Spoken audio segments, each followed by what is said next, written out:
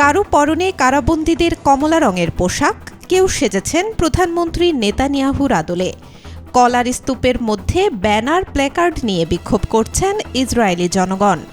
গত রোববার এমন চিত্র ছিল ইসরায়েলের প্রেসিডেন্ট আইজাক হারজগের ব্যক্তিগত বাসভবনের সামনে। He is asking that his trial will be completely cancelled without taking any responsibility. দুর্নীতি সহ ৩ মামলার বিচার থেকে পুরোপুরি অব্যাহতি চেয়ে প্রেসিডেন্টের কাছে ক্ষমার আবেদন করেছেন ইসরায়েলের প্রধানমন্ত্রী বেনিয়ামিন নেতানিয়াহু।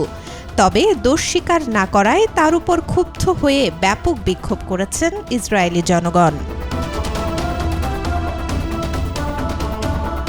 দীর্ঘদিন ধরেই ঘুষ, জালিয়াতি ও আস্থাভঙ্গের অভিযোগে ৩টি মামলার বিচার প্রক্রিয়া চলছে নেতানিয়াহুর বিরুদ্ধে।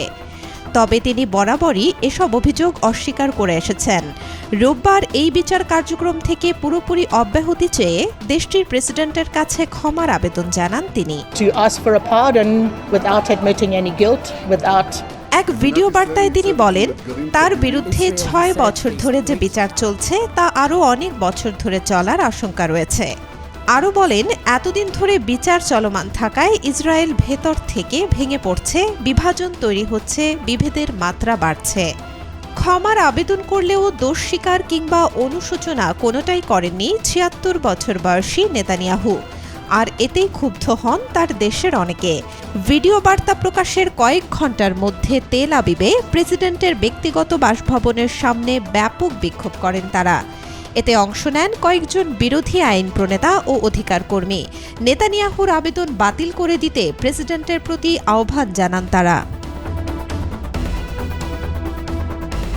কারাবন্দীদের কমলা রঙের পোশাক পরে নেতানিয়াহুর আদলে সেজে বিক্ষোভে সামিল হন অনেকে। সেখানে কলার স্তূপের পেছনে দাঁড়িয়ে পার্ডন বানানা রিপাবলিক স্লোগান দেন। কলার স্তূপের মধ্যে ক্ষমা লেখা প্ল্যাকার্ডও ঝুলছিল। বানানা রিপাবলিক বলতে এমন একটি দেশকে বোঝায় যেখানে রাজনৈতিক অস্থিতিশীলতা থাকে, শাসন ব্যবস্থা দুর্বল, বিদেশি একচেটিয়া গোষ্ঠী অর্থনৈতিকভাবে কোনো দেশকে শোষণ করে।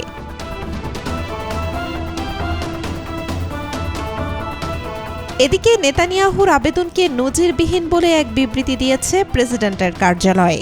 এতে বলা হয়, এই আবেদনের ব্যাপক গুরুত্ব রয়েছে। প্রাসঙ্গিক সব মতামত পাওয়ার পর প্রেসিডেন্ট দায়িত্বশীলতা ও আন্তরিকতার সঙ্গে এই আবেদনের বিষয়ে বিবেচনা করবেন।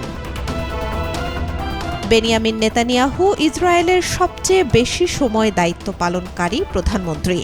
১৯৯৬ সালে তিনি সর্বপ্রথম প্রধানমন্ত্রী নির্বাচিত হন। এরপর ৩ মেয়াদে ১৮ বছরের বেশি সময় ধরে ইসরায়েলের প্রধানমন্ত্রী হিসেবে দায়িত্ব পালন করছেন।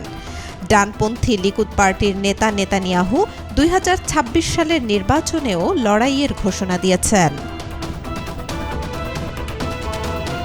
Desk report, B news 24।